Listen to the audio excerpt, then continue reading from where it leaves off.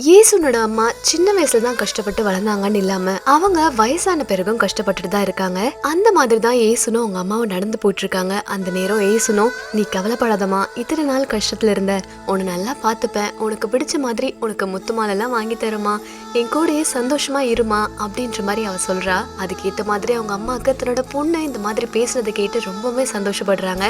அது மட்டும் இல்லாம நைட்டு ரொம்ப சந்தோஷத்துல எங்கெங்கெல்லாம் சிகரெட்லாம் மறைச்சு வச்சாங்களோ அது எல்லாத்தையும் நெருப்புல தூக்கி போட்டு தன்னோட ஹஸ்பண்ட் கிட்ட சொல்றாங்க. அதாவது, என்னோட பொண்ணு பாத்தியா, அவ வேலைக்கு போய் என்ன நல்லா பாத்துப்பாலாம், அது மட்டும் இல்லாம எனக்கு முத்து மாலெல்லாம் வாங்கி தரேன்னு சொல்லியிருக்கா. எனக்கு அவ கூட வாழ்றதை விட வேற என்ன சந்தோஷம், இனிமே நான் எந்த கெட்ட பழக்கத்துக்கும் போறது இல்ல அப்படின்ற மாதிரி ரொம்ப சந்தோஷமா அவங்க ஹஸ்பண்ட் பிடிக்கிற சிகரெட்டையும் தூக்கி அந்த நெருப்புல போட்டுடுறாங்க.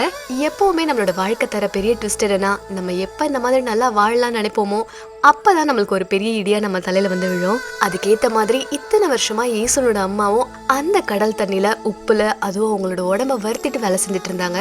அதுக்கேத்த மாதிரி அவங்க அம்மாவுக்கு லங்ஸ்லயும் பெருசா பிரச்சனை வருது. சீக்கிரமா அவங்க அம்மா இறந்துருவாங்க அப்படின்ற சிச்சுவேஷனும் வருது. ஆனா அந்த நேரத்துல கூட இயேசுனோட அம்மா, நான் பாதாளத்துக்கு போனா கூட என்னோட பிள்ளைங்களை நான் நல்லா பார்த்துப்பேன் அப்படின்ற மாதிரி வைராகியமா தான் இருக்காங்க. ஆனா அவங்களோட வைராகியம் ரொம்ப நாள் நிலைக்கல. இயேசுனோட அம்மா மறுபடியும் இந்த மாதிரி எல்லாம் பேசுறத பார்த்த இயேசுனுக்கு ரொம்ப கோவம் வந்து அவங்க வேலைக்கு போட்டு போற அந்த ட்ரெஸ்ஸை தூக்கி ஒரு நெருப்புல போட்டு அப்படி கோவமா கடல் கிட்ட ஓடுறா.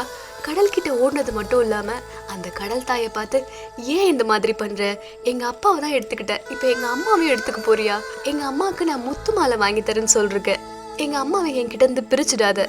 எங்க அம்மா ஒரு வாட்டி கூட ஃப்ளைட்ல போனதே இல்லை, அவங்கள நான் பெருசானதுமே ஃப்ளைட்ல கூட்டிட்டு போறேன்னு சொல்லியிருக்கேன். அது மட்டும் இல்லாம அவங்கள சந்தோஷமா பார்த்துப்பேன், தயவு செஞ்சு எங்க அம்மாவை என்கிட்ட இருந்து பிரிச்சுடாத அப்படின்ற மாதிரி அந்த கடலை பார்த்தா அழுறா. ஆனா அவ எழுது என்ன பிரயோஜனம், எல்லாமே கைமீறி போனனால எதுவுமே பண்ண முடியாது. அவங்களுக்கே தெரிஞ்சிருச்சு இன்னும் கொஞ்ச நாளா தான் இறந்துருவாங்க அப்படின்ற மாதிரி. அதனால அவங்க அம்மா நல்ல ட்ரெஸ் எல்லாம் பண்ணிட்டு ஒரு நைட்டு நேரத்துல இயேசுனை போய் எழுப்புறாங்க.